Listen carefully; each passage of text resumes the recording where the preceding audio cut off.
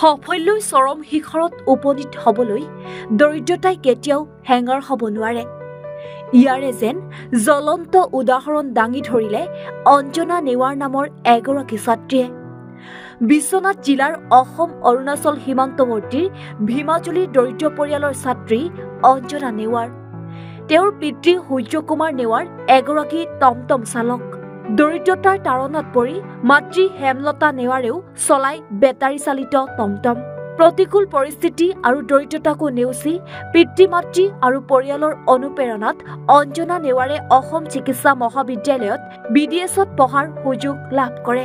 সদ্যঘোষিত NEET পৰীক্ষাৰ ফলাফল ঘোষণাৰ পিছতেই ছাত্ৰীগৰাকীৰ সাফল্যৰ খবৰ বিয়পি পৰাৰ লগে লগে ভীমাজুলিত আনন্দৰ জোৱাৰ উঠিছে। সাফল্যত বহুতেই অনুভৱ ভাল। এটা এনেকুৱা যে দিন দেখা পাম আমি এইটো গাঁৱত বহি পেলাই সেইটো আমি ভবাও নাছিলোঁ।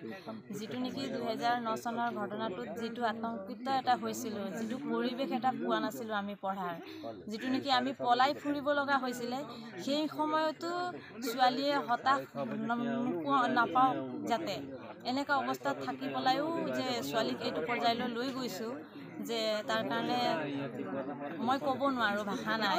আৰু কষ্টটো চবেই কৰিব লাগিব, মাক হৈ পেলাই যে কষ্ট নকৰোঁ নাই।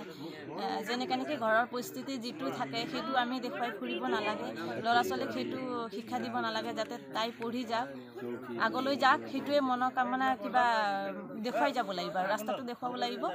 যিখিনি যেনেকৈ নেকি তাই বা কম মাৰ্ক পাইছে সেইটো লৈ পেলাই তই কম মাৰ্ক পাইছ বুলি সেইটো চৰ্চা নকৰি তই এইবাৰ কম মাৰ্ক পাইছ, অহাবাৰ কিন্তু ভাল মাৰ্ক কৰিব লাগিব, চা কষ্টটো কৰিবই লাগিব, কষ্ট কৰিব লাগিব, সেইটো মনোভাৱেৰে তাইক মানে আগুৱাই নিছোঁ।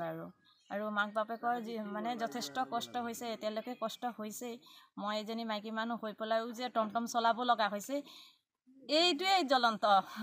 আৰু তাইক আগবঢ়াই নিবৰ কাৰণে টকা পইচাৰ বহুত প্ৰয়োজন হয়। আমাৰ নিচিনা ইয়াত থাকি পেলাই তেনেকুৱা মানে বেলেগ ইনকাম কৰিম বুলিতো নাই, কষ্ট মষ্টৰে এটা টমটম লৈছিলোঁ, সেইটোৱে। আৰু চতিয়াৰ পৰা শ্বাহিদুল ইছলামৰ ৰিপৰ্ট, এনি ভাৰত 24।